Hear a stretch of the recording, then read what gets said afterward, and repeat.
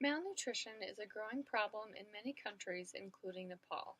Malnutrition may also be referred to as undernutrition, which is when someone is not receiving the right amount or not the right types of food. This can cause the body to compensate for this lack of energy and nutrition by slowing down all physical and mental abilities. This, in turn, lowers the ability that the immune system has to fight off other diseases and can affect the mind's ability to concentrate and go through day-to-day activities. During our research, we have found 4 common factors that have played a part in the malnutrition of the people of Nepal. These 4 are frequent natural disasters, geographic isolation, climate change, and high food prices. We have been researching why these factors play a role in the malnutrition of Nepal and have come up with interventions that can help these people. The portion that I will be discussing is how climate change is affecting the people of Nepal and what we can do to help. Climate changes of Nepal can range anywhere from droughts to flash floods. With these constant changes in temperature and soil availability throughout Nepal, it has been difficult for these people to create a food system that is able to withstand the environment.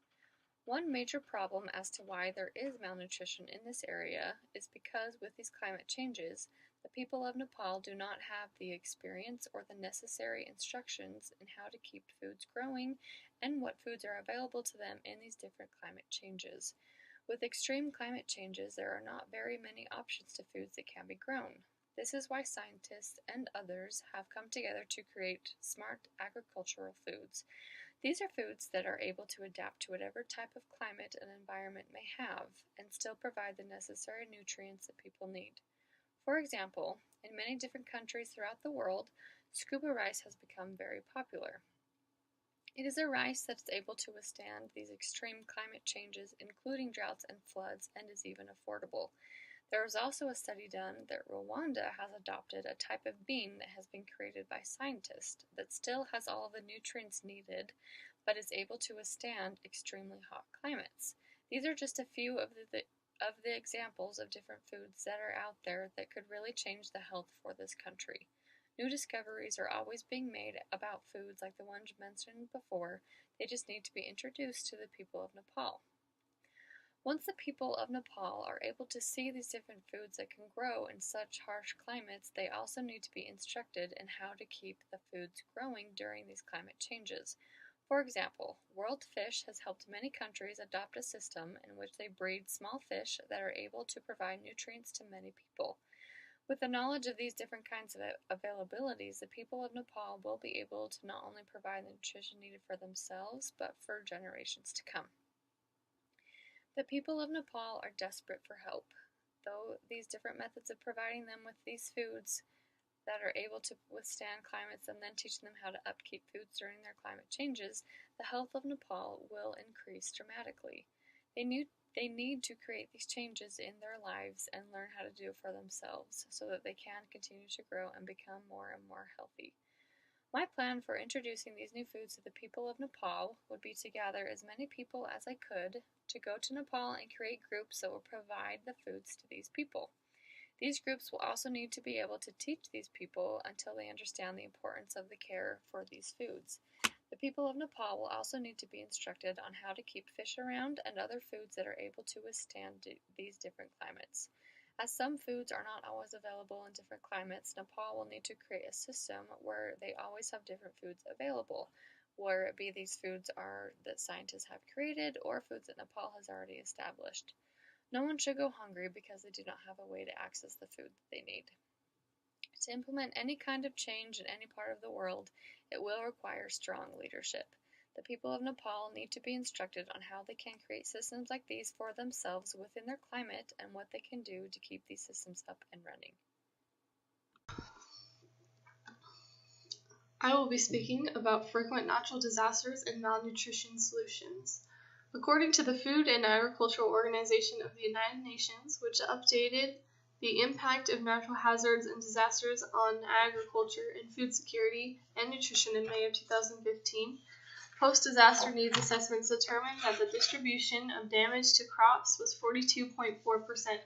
Here you can see the bar graph at the top that shows the crops, livestock at 35.8%, Fisheries 5.5%, forestry 2.4%, irrigation 3.5%, and then other subsectors of agriculture 10.3%. And this is conducted in 78 various disasters. A total of 25% of all damage due to natural disasters is in agriculture. The highest cause of damage and loss to crops was floods at 59.6%. During those same years, only 3.4% of all humanitarian aid went to agriculture. This document suggests that a focus on agriculture should become a national goal. Early warning systems, farm technology, vulnerability assessments, and sustainable agricultural systems are needed. An increase in the funds should go to agriculture as well as departments and research institutions established to improve the situation of agricultural loss and damages due to natural disasters. A few solutions that I have studied are, first, channelization. Here in the picture you can see what the process is. Straightening rivers and building the riverbanks up to reduce flood hazards as well as allow floodplains to begin to be developed. Storm sewers to help the flow of water and to move away from urban areas. The second is flood walls and floodways. Here in this picture you can see flood walls and floodways are built along the banks of rivers that have high flooding rates, and floodways provide an outlet for higher levels of water. The third is a floodplain buyout program. First, there needs to be a floodplain zoning, as you can see here. They mark the area that is most likely to flood versus out where it's not as likely. The government can purchase property from Nepalese people to give incentive to move to safer areas to farm. New building codes for houses and barns, like this picture right here, which can reduce displacement and loss of livestock. Floodplain zones have already been done in Nepal, but finding areas that are safe to move people needs to be done. If people don't want to move from their homes, new building codes could help rebuild homes that are higher off the ground, as well as barns so equipment and livestock are not destroyed in floods. Fourth is an early warning system. Here is an example. This is a watchtower right here. Early warning systems installed in all levels of government and community, as well as monitoring systems in each village like that tower.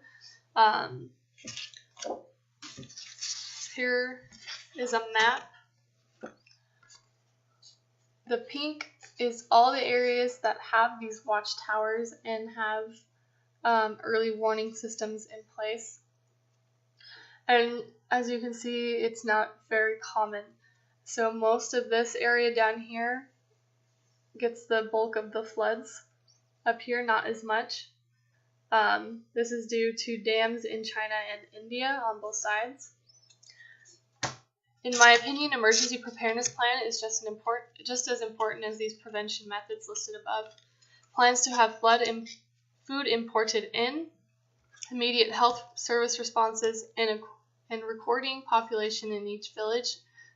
The damage done in lives, deaths and lives after disaster is important. Every village needs a plan implementing it and allowing the villagers to conduct this step, as well as the early warning system and monitoring systems after training could help with jobs and community improvement and motivation.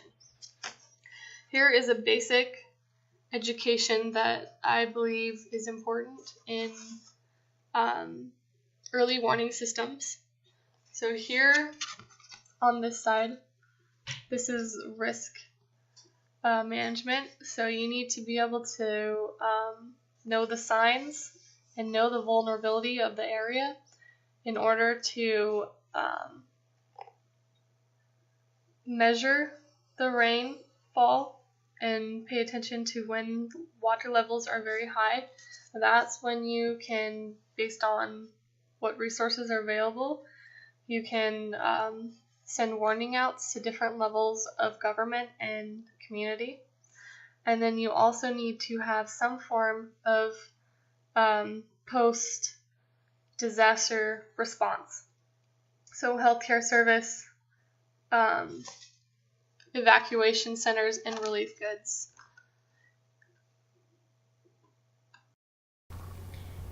The problem with malnutrition in Nepal, one of them that adds to that is their global isolation. The communities in the cities are very spread apart, and so it's hard to support one another. You can't just have one town have everything. They need to be able to trade and have the supplies that they need.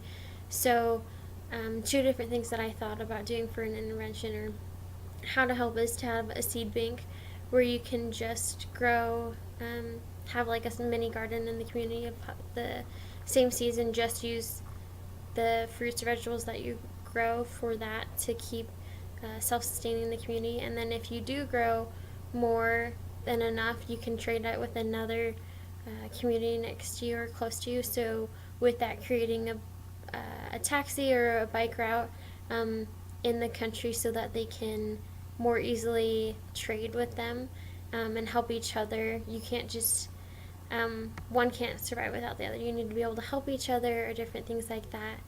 And how I would go about implementing that is just having somebody go out there who maybe has a map of the area by using maybe GIS or something like that, and they can map it out and figure out the best route to help each community. Like maybe one grows more rice or potatoes so that they can trade it with one another, and just that specific area. Due to high cost of inflation, which has steadily appreciated over the years, it has inadvertently affected the price of food on the market, while the income level has remained the same. Another reason for price escalation of food stocks is poor monsoon rains over the years, which has led to a drop in the summer crop production by about 10%, possibly triggering further food shocks in the coming months. According to Nepal Living Standards Survey, poor people spend 72% of their total consumption expenditures on food. This implies that higher food prices have a direct correlation and impact on household purchasing powers as it increases food depreciation and malnutrition. Besides increased expenditures on food due to high increased prices may lead to reduced expenditures on health and education, and also squeezes investment in agriculture inputs such as fertilizers, fuels, and power, which are required to increase the food production. Hence, rapid food prices hikes have been a matter of serious concern, as these may have unwanted impact on poverty and hunger and malnutrition. These ranges of measures can help solve the problem of high food prices in Nepal.